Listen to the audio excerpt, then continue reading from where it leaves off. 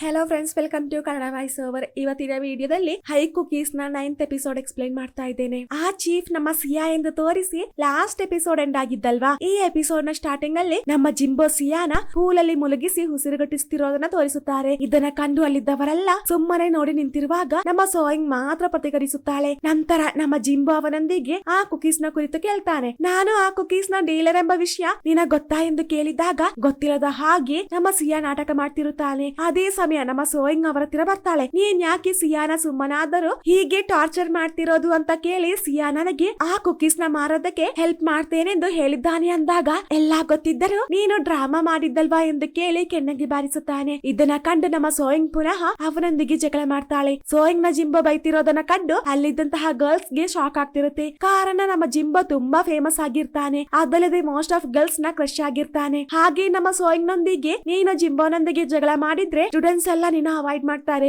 ಇದರಿಂದ business dull ಆಗುತ್ತೆ ಅಂದಾಗ ನನಗೇನು ಪ್ರಾಬ್ಲಮ್ ಇಲ್ಲ, ನನಗಿದೆಲ್ಲ ಗೊತ್ತಿದ್ದು ಹಾಗೆ ಮಾಡಿದ್ದೆಂದು ಹೇಳಿ ನಮ್ಮ ಸೋಯಿಂಗ್ ಅಲ್ಲಿಂದ ಹೋಗ್ತಾಳೆ. ಹಾಗೆ ನಮ್ಮ ಸೋಯಿಂಗ್ ಕ್ಲಾಸ್ ರೂಮ್ ಗೆ ಬಂದಾಗ ಕ್ಲಾಸ್ ಮೇಟ್ಸ್ ಅವಳ ಟೇಬಲ್ ನ ತುಂಬಾ ಗಲೀಜು ಮಾಡಿರ್ತಾರೆ. ಜಿಂಬೋನೊಂದಿಗೆ ಜಗಳ ಮಾಡಿದ ಕಾರಣ ಇವಳಿಗೆ ಹೀಗೆ ಮಾಡ್ತಿರೋದು. ಹಾಗೆ ಎಕ್ಸಾಮ್ ಗೆ ಫುಲ್ ಸ್ಕೋರ್ ಮಾಡಬೇಕೆಂದು ಡಿಸೈಡ್ ಮಾಡಿ ಆ ಬಿಸ್ಕೆಟ್ ನ ತಿಂತಿರುತ್ತಾಳೆ. ಅದನ್ನ ನೋಡಿ ಇದು ವರ್ಕೌಟ್ ಆಗುತ್ತಾ ಅಥವಾ ಫ್ಲಾಪ್ ಆಗುತ್ತಾ ಎಂದು ಗೊತ್ತಿಲ್ಲದೆ ನಮ್ಮ ಚೀಫ್ ಅಲಿಯಾ ಸಿಯಾ ಅವಳನ್ನ ಸೀಕ್ರೆಟ್ ಆಗಿ ವಾಚ್ ಮಾಡ್ತಿರುತ್ತಾನೆ. ಹಾಗೆ ಸೀನ್ ಕಟ್ ಆಗಿ ನಮ್ಮ ಹೀಸಿನ್ ಮಧ್ಯರಾತ್ರಿ ಆದರೂ ನಿದ್ರೆ ಮಾಡದೆ ಎಕ್ಸಾಮ್ ಗೆ ಪ್ರಿಪೇರ್ ಆಗ್ತಿರುವಾಗ ನಮ್ಮ ಸೋಯಿಂಗ್ ರಿಲ್ಯಾಕ್ಸ್ ಆಗಿ ಮಲಗಿರುತ್ತಾಳೆ. ಆದರೆ ನಮ್ಮ ಸೋಯಿಂಗ್ ಹಾಗೆ ಮಲಗಿ ಆನ್ಸರ್ ನ ಆ ಕುಕೀಸ್ ತಿಂದ ಎಫೆಕ್ಟ್ ಕಾರಣ ರಿಮೈಂಡ್ ಮಾಡ್ತಿರುತ್ತಾಳೆ. ಹಾಗೆ ಎಕ್ಸಾಮ್ ಮುಗಿಯುತ್ತೆ. ನಾವಂದುಕೊಂಡ ಹಾಗೆ ನಮ್ಮ ಸೋಯಿಂಗ್ ಎಲ್ಲರನ್ನ ಹಿಂದಕ್ಕೆ ಫಸ್ಟ್ ರ್ಯಾಂಕ್ ಬಂದಿರುತ್ತಾಳೆ. ಹಾಗೆ ಈ ಟೀಚರ್ ತನ್ನ ಪ್ರಿನ್ಸಿಯೊಂದಿಗೆ ಇದರಲ್ಲೇನೋ ಸ್ಟ್ರೇಂಜ್ ಆಗಿಲ್ವಾ ಎಂದು ಕೇಳಿದಾಗ ಸೋಯಿಂಗ್ ಅಮೆರಿಕಾದಲ್ಲಿ ಓದಿದ ಕಾರಣ ತುಂಬಾ ಬ್ರಿಲಿಯಂಟ್ ಎಂದು ನಮ್ಮ ಪ್ರಿನ್ಸಿ ಹೇಳ್ತಿರುತ್ತಾನೆ. ಅದೇ ಸಮಯ ಈ ಕಡೆ ನಮ್ಮ ಸೋಯಿಂಗ್ ತನ್ನ ರಿಸಲ್ಟ್ ನ ನೋಡ್ತಿರುತ್ತಾಳೆ. ಸೋಯಿಂಗ್ ಫಸ್ಟ್ ಬಂದ ಕಾರಣ ನಮ್ಮ ಹೀಸಿನ ರ್ಯಾಂಕ್ ಕಮ್ಮಿ ಆಗುತ್ತೆ. ಹಾಗೆ ನಮ್ಮ ಸೋಯಿಂಗ್ ಎಸ್ ಕ್ಲಾಸ್ ಗೆ ಹೋಗ್ತಿರುವಾಗ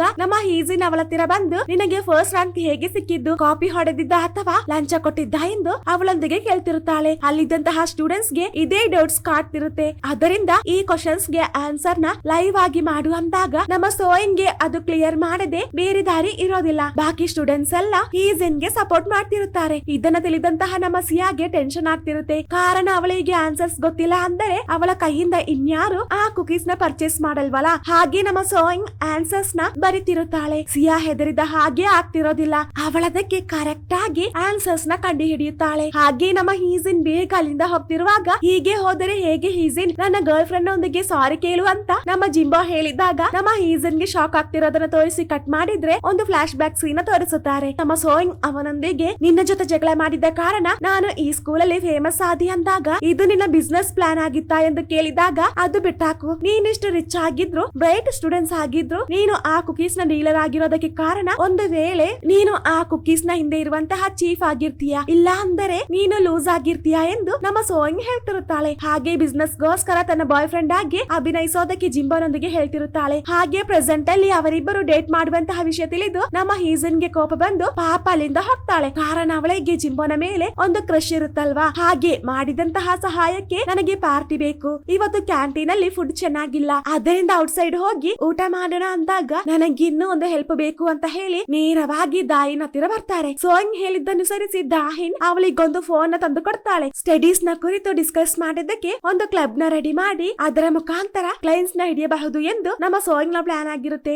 ಇದರ ಮುಖಾಂತರ ಇನ್ಫಾರ್ಮೇಶನ್ ಬೇಗ ಬೇಗ ಪಾಸ್ ಮಾಡಬಹುದಲ್ವಾ. ಯುಪಿಲ್ ಸರ್ ಆ ಕ್ಲಬ್ ನಡೆಸೋದಕ್ಕೆ ಪರ್ಮಿಷನ್ ಕೊಟ್ಟಂತಹ ಫಾರ್ಮ್ ಆಗಿರುತ್ತೆ ಅದು. ನಮ್ಮ ಜಿಂಬೋನ ಸೋಯಿಂಗ್ ಆ ಕ್ಲಬ್ ನ ಲೀಡರ್ ಅನ್ನಾಗಿ ಮಾಡಿರ್ತಾಳೆ. ಈ ಕಡೆ ನಮ್ಮ ಯುಪಿಲ್ ಸರ್ ಸೋಯಿಂಗ್ ನ ಹತ್ತಿರ ಬಂದಿರ್ತಾರೆ. ಸೋಯಿಂಗ್ ನ ಆಯಾ ಅವರೊಂದಿಗೆ ಸೋಯಿಂಗ್ ನ ಕುರಿತು ಕಂಪ್ಲೇಂಟ್ ಮಾಡ್ತಿರುತ್ತಾರೆ. ಇದರ ಅಕ್ಕ ನನಗೆ ಬೇಕಾದಷ್ಟು ದುಡ್ಡನ್ನ ಕೊಡ್ತಾರೆ, ಆದರೆ ಅವರೀಗ ಇವಳನ್ನ ನೋಡೋದಕ್ಕೆ ಬರ್ತಿಲ್ಲ. ಇವಳ ಟೀಚರ್ ಆದಂತಹ ನಿಮಗೆ ಇರುವಂತಹ ಕೇರ್ ಅಕ್ಕ ಆದಂತಹ ಅವಳಿಗೆ ಇಲ್ಲ ಅಂದಾಗ ಇನ್ ಮುಂದೆ ಬರ್ತಾಳೆ. ಬಂದಿಲ್ಲ ಅಂದರೆ ನಾನು ರೆಡಿ ಮಾಡ್ತೇನೆ ಎಂದು ಹೇಳ್ತಾರೆ. ಹಾಗೆ ಸೀನ್ ಕಟ್ ಆಗಿ ನಮ್ಮ ಸೋಯಿಂಗ್ ಜಿಂಬೋಗೆ ಟ್ರೀಟ್ ನ ಕೊಡ್ತಿರ್ತಾಳೆ. ಹಾಗಿರುವಾಗ ಆ ಕುಕೀಸ್ ತಿಂದಾಗ ನಿನಗೆ ಬರುವಂತಹ ಆ ಡ್ರೀಮ್ಸ್ ಏನೆಂದು ಜಿಂಬೋ ಅವಳೊಂದಿಗೆ ಕೇಳಿದಾಗ ಆದಷ್ಟು ಬೇಗ ಸೋಯಿಂಗ್ ಎದ್ದೇಳದೆ ನನ್ನ ಡ್ರೀಮ್ ಎಂದು ಸೋಯಿಂಗ್ ಹೇಳಿದಾಗ ನಮ್ಮ ಜಿಂಬೋ ಅದನ್ನ ನಂಬಲ್ಲ. ನಿಜ ಹೇಳು, ನಿನ್ನ ಡ್ರೀಮ್ ಏನೆಂದು ಕೇಳಿದಾಗ ನನಗೆ ನಿನ್ನ ಡ್ರೀಮ್ ನ ತಿಳಿಯೋದಕ್ಕೆ ಇಂಟ್ರೆಸ್ಟ್ ಇಲ್ಲದ ಹಾಗೆ ನೀನು ನನ್ನೊಂದಿಗೆ ಕೇಳ್ಬೇಡ ಅಂತ ನಮ್ಮ ಸೋಯಿಂಗ್ ಅವನೊಂದಿಗೆ ಹೇಳ್ತಾಳೆ. ಹಾಗೆ ಅವರಿಬ್ಬರು ಒಟ್ಟಿಗೆ ಒಂದು ಫೋಟೋ ಲ್ಯಾಬ್ ಗೆ ಬಂದು ಸ್ವಲ್ಪ ಫೋಟೋಸ್ ನ ತೆಗೆಯುತ್ತಾರೆ. ಹಾಗೆ ಅದನ್ನ ಇನ್ಸ್ಟಾದಲ್ಲಿ ಪೋಸ್ಟ್ ಮಾಡ್ತಾರೆ. ಈ ಕಡೆ ನಮ್ಮ ಹೀಸಿನ್ ಆ ಪೋಸ್ಟ್ ನ ಕಂಡು ಇವರಿಬ್ಬರ ಈ ರಿಲೇಶನ್ಶಿಪ್ ನಿಜನಾ ಎಂದು ನಮ್ಮ ಸಿಯಾನೊಂದಿಗೆ ಅವಳಿಗೆ ಕೇಳಿದಾಗ ಹೌದು ಅಂತ ನಮ್ಮ ಸಿಯಾ ಹೇಳ್ತಾನೆ. ಇದನ್ನ ಕೇಳಿ ನಮ್ಮ ಹೀಜಿನ್ ಪಾಪ ಅಳ್ತಿರುತ್ತಾಳೆ. ಕಾರಣ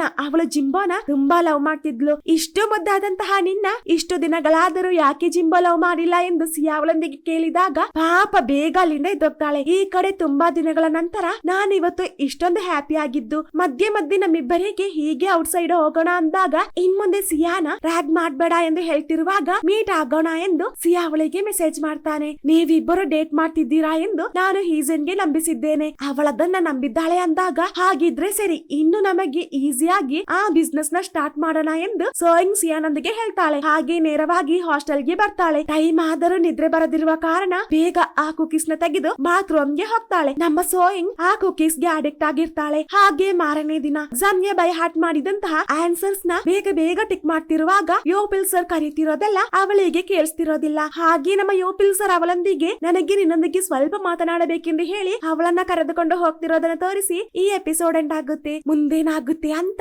ನಮಗೆ ನೆಕ್ಸ್ಟ್ ಎಪಿಸೋಡ್ ಅಲ್ಲಿ ನೋಡೋಣ. ಹಾಗೆ ನಿಮಗೆ ನನ್ನ ವಿಡಿಯೋ ಇಷ್ಟವಾದಲ್ಲಿ ಪ್ಲೀಸ್ ಲೈಕ್ ಮಾಡಿ, ಶೇರ್ ಮಾಡಿ, ಸಬ್ಸ್ಕ್ರೈಬ್ ಮಾಡಿ, ಜೊತೆಗೆ ಪಕ್ಕದಲ್ಲಿರುವಂತಹ ಬೆಲ್ ಐಕಾನ್ ಪ್ರೆಸ್ ಮಾಡಿ. Thank you.